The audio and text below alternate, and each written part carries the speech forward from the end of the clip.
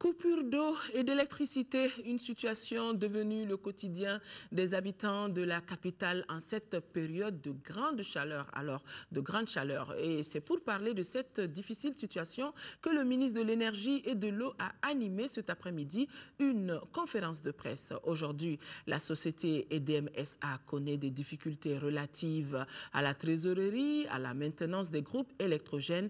La situation est certes difficile, mais l'État est à pied d'œuvre pour trouver une solution rapide. Conférence de presse suivie par Mohamed Diarra. Serein et très confiant, le ministre de l'Énergie et de l'Eau rencontre les journalistes. C'est pour évoquer une situation brûlante. Il s'agit de coupures très fréquentes d'électricité et de l'eau. Aujourd'hui, Bamako connaît un déficit d'approvisionnement d'eau de 200 000 m3. Les travaux de Missabougou, Manyambougou et Kalaba n'ont pas pu être achevés. Dès lors, les espoirs reposent sur la station de Kabala, dont le financement est bouclé. La solution définitive de l'approvisionnement de Bamako en eau, ce sera la station de Kabala.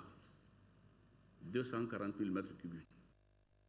2 mois environ, on a organisé une table ronde des bailleurs de fonds qui a permis effectivement à tous les bailleurs, et ils sont 9, qui ont fait des déclarations d'engagement sur des montants totalisant à peu près 193 milliards de francs CFA. Parlant de l'électricité, l'EDM SA, selon le ministre, est victime de la privatisation.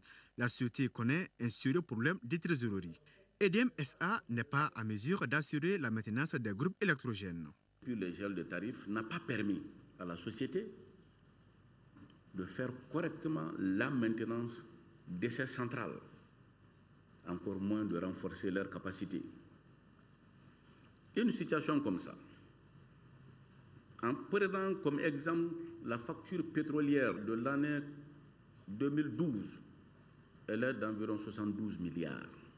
L'interconnexion entre le Mali et certains pays voisins a été évoquée. Et à la date d'aujourd'hui, le Mali ne bénéficie plus des 30 MW de la Côte d'Ivoire. Le ministre de souligner que la fraude des consommateurs engendre une perte de plus de 6 milliards de francs CFA à l'EDM SA. Car cela ne tienne, l'État est en train de prendre toutes les dispositions pour atténuer les souffrances des populations. Nous avons bénéficié sur les 40 milliards de subventions que l'État nous donne, nous avons bénéficié à la date d'aujourd'hui de 20 milliards. Mais les 20 autres milliards attendaient le collectif budgétaire pour être mis à disposition. Ce collectif a eu lieu. Je pense que la mise à disposition ne sera tardée, qui nous permet, d'ailleurs, avec les 20 milliards, j'ai dit, nous avons épongé des arriérés de fournisseurs de combustible qui commencent progressivement maintenant à rétablir le circuit de réapprovisionnement de l'énergie du Mali en combustible. Parmi les mesures envisagées, l'EDM SA opte pour l'intensification du recouvrement. Et le ministre de conclure sur cette note d'espoir. Nous souhaiterions sortir de cette situation au plus vite.